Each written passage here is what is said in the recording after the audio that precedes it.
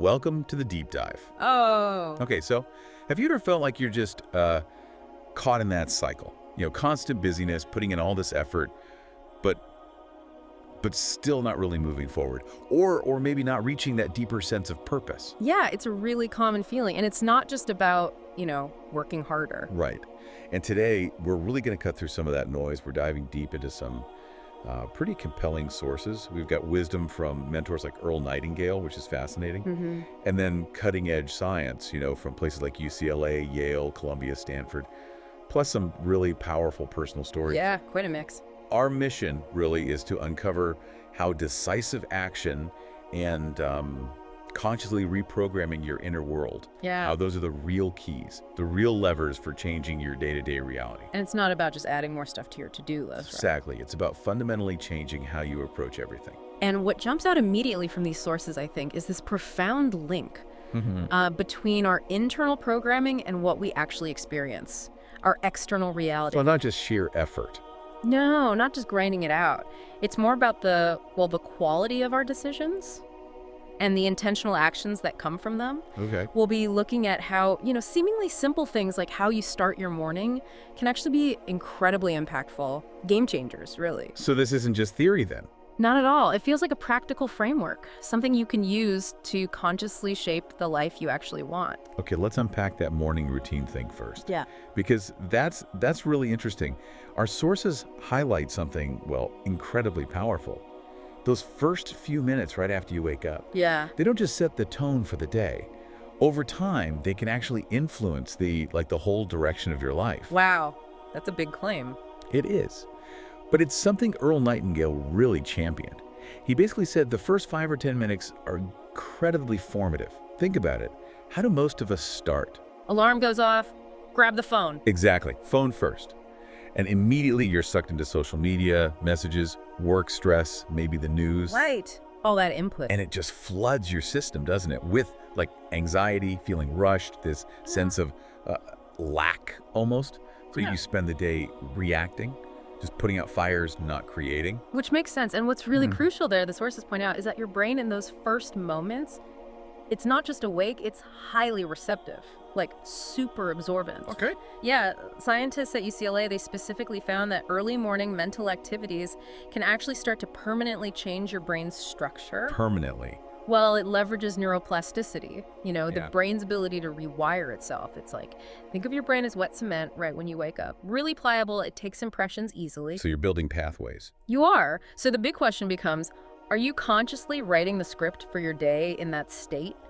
Or are you just letting the outside world dump its script onto you? Ah, okay. So being the architect, not just the recipient. Exactly. Architect of your internal environment. That makes a lot of sense. So instead of just reacting to emails or news feeds, Right. what if you just paused, took a breath, Right. Before anything else. and maybe asked yourself, okay, what kind of person do I want to be today? Or how do I want to feel today? Maybe even what I want to create. Connecting with intention first. Yes. Instead of connecting with fear or stress, our sources talk about this concept. They call it the law of vibration. Now, it's maybe less like literal physics. Metaphorical. Yeah, more like how our dominant thoughts and feelings create this kind of energetic frequency. Yeah. And that frequency tends to attract similar stuff back to us. Start the day stressed, you kind of keep finding stress. Right, and psychologically that holds up. Our minds, through things like the reticular activating system, they actively look for and amplify stuff that matches our dominant beliefs, our expectations. So if you're always thinking scarcity, Your brain gets really good at noticing scarcity. It tunes into that frequency, interprets things through that lens. You effectively attract what you're programmed for internally. right. It's a powerful psychological loop. Your internal state shaping your perception of external reality. So it's not just feel-good advice. It's about actively using how your brain works. Okay, so what's the practical application here? What can you do? The sources give this simple but kind of powerful challenge. Okay. For the next 7 days, right when you wake up, commit. No phone for at least 10 minutes. Just 10 minutes? Just 10. Sit quietly, breathe deeply, ask, what's my purpose today? And then visualize. Visualize success like it's already here. And really feel it. Feel the emotions. Feel it, okay. The promise is, just do that for a week. You'll notice a shift, a tangible difference in your days. Do it for 30 days. And you won't go back. pretty much. Yeah. It could become this foundational part of how you approach life. It's like remembering you have these tools inside you already. You just got to use them. Okay. Powerful start. Now, moving from that intention piece to, well, to actually getting results. There's another critical point our sources make. Which is? How often do we say, I'll try to do that project, or I'll try to change careers? All the time. But here's the kicker. Trying, it often changes absolutely nothing. You either do it or you don't. Oof. Direct. Yeah. The sources are pretty clear. Try is like this subtle psychological trap. It's an escape clause, you know? It lets you feel like you're engaging with the idea, but without actually committing to the action. That's a really crucial observation, that gap between preparing and actually doing. That's where so many great ideas just die. Right. Preparation is vital, obviously, but its value is only unlocked when it leads to actual forward movement. It makes you think, doesn't it? How many brilliant ideas, a business, a book, a whole new life path, have you maybe planned out, agonized over? But never actually started. Exactly. And the sources say, while you're stuck deliberating, waiting for everything to be perfect, someone else, maybe less qualified, less prepared, but crucially, more decisive. They step in and do it. They step in and grab that opportunity. It's a pattern. And often, the sources suggest it's driven by fear. Fear, yeah. The big one, the dream killer. Fear of failure, fear of not being good enough, fear of what other people will think. All of that. But here's something liberating. That fear, it never totally goes away. So you don't wait for it to disappear? No. The breakthrough is learning to act despite the fear. In fact, sometimes fear is actually a sign, a signal you're right on the edge of something really important. Use it as fuel. Yeah, if you can harness that energy, use it as fuel, well, nothing can really stop you. There's this incredible story in the sources from Bob Proctor. Oh, yeah. He talks about leaving this stable, really well-paying job. Insurance, everyone thought he was crazy. Too risky. But he just knew it was time. And he acted immediately. Didn't wait to feel ready, didn't need to understand every single detail first. He trusted his inner vision. And that action. That action completely changed his life. Waiting for the perfect time, he would have waited forever. And let's be real, inaction is a choice too. It's an active choice, and it has consequences. Like what? Well, regret, for one. Frustration, that feeling that life's just slipping by. It implies this powerful self-accountability, doesn't it? What are you delaying right now? What idea, what dream is just sitting there inside you waiting for you to act? Waiting until you feel brave enough. Yeah. Life doesn't wait, though. It needs that commitment, that first step. Because the moment you start moving, it's like the universe, metaphorically speaking, starts to align with you, but only in response to action. Only action. It's a stark truth. Yeah. Okay, now think about this. Have you seen people, maybe you know them, who work constantly, day and night, overtime, running around? But they're barely making ends meet. Yeah, maybe that's happening to you right now. And it brings up this, well, uncomfortable question from the sources. Why? With all that effort, why aren't the results showing up? It's not the effort itself. Not necessarily. The sources suggest it's more like an inner imbalance.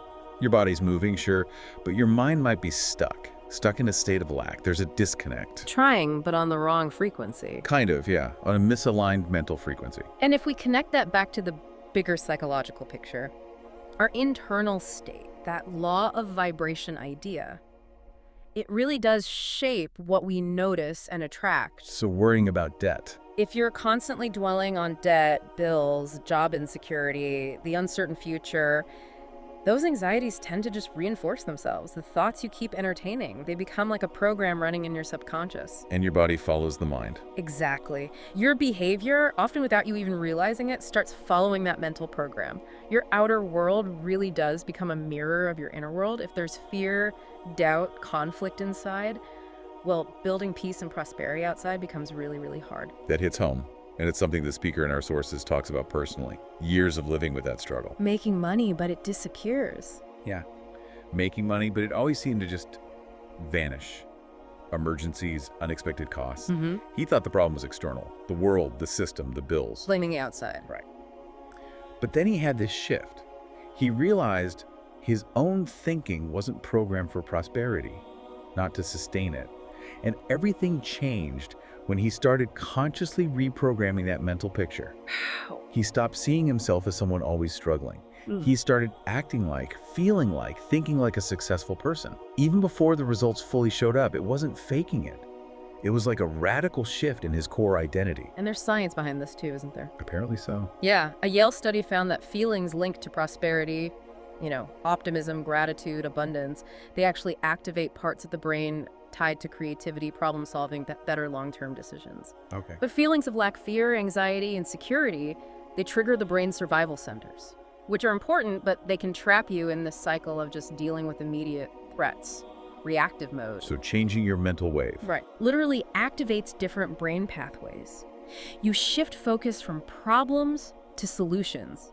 You start seeing opportunities where you only saw roadblocks before. And interestingly, people feel that shift in you, that new vibration. Really? Yeah. It can lead to attracting different clients, forming new connections.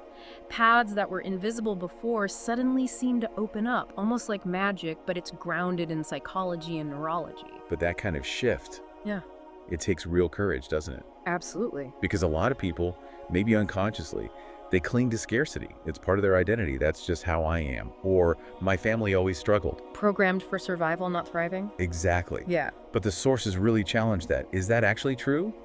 Or is it just a story you've heard and believed over and over? You don't have to repeat those old stories. You can change the programming. You can change your internal frequency. And when you do, everything outside starts to respond. There's this great example in the sources about a nurse. She was working like crazy, 3 shifts, exhausted, deep in debt, feeling totally stuck. But once she understood she had to change her mental field first, everything started shifting. What did you do? Affirmations, visualizations, sure. But the key was, she started consistently seeing herself as the capable, successful person she wanted to be. And the results. Within months, promotion, started a small side business, saved money for the first time in years. It wasn't magic. It was applying these principles. Conscious awareness psychology, how the inner shapes the outer. So if you want to change the outside, You got to start inside first. And it starts right now with a decision, a commitment to a new identity, a choice to live from the inside out. powerful. Ultimately, your body just follows your mind. Your life moves toward what you truly believe is possible. Think about everything around you right now. Your phone, this deep dive, the chair you're in, All started as an idea. every single thing. Started as a simple thought in someone's head. But here's the critical part. A thought alone. It's dormant. Nothing happens. Until you do something with it. Exactly. Transformation ignites when you act on the thought. Maybe you've had one of those ideas. Made your heart race. Brilliant concept. Felt so right. Yeah. But then time passes. You don't write it down, don't take that first step, and the idea just fades, dies. Like millions of ideas do every single day. Because of inaction. it is sad, isn't it? All that potential just Yeah. lost. Stagnation. Even sadder knowing you have something amazing inside you, but you let fear keep it locked away. And what's really interesting is that paradox of the right time. Yeah. Waiting for the perfect moment. The sources are clear. It never arrives with a big flashing sign saying NW. It always shows up looking like uncertainty, challenge, doubt. Disguised. Totally disguised. But an idea only becomes a real opportunity when you say yes and you act. So many people with great ideas get stuck waiting for perfection. Which never comes. It's impossible. Yeah. Real clarity, knowing the next step, that only comes after you start moving. Once you're in motion. That really resonates. I remember when the idea hit me for a platform sending out daily personal growth videos. Simple idea, but it felt potent. I believed in it. But there were doubts. Oh yeah, people around me probably won't work. Who's gonna watch? Too much content. You know the drill. But I just chose to move forward anyway. That one decision, that action, ended up helping shift the mindset for thousands of people every morning, all because I acted on an idea despite the noise. Imagine what you could do if you just let go of the fear and started now. It reminds me of that quote, ideas are cheap. But the person who acts on them is worth millions. It is so true. While you're thinking, someone else is doing. While you're doubting, someone's starting.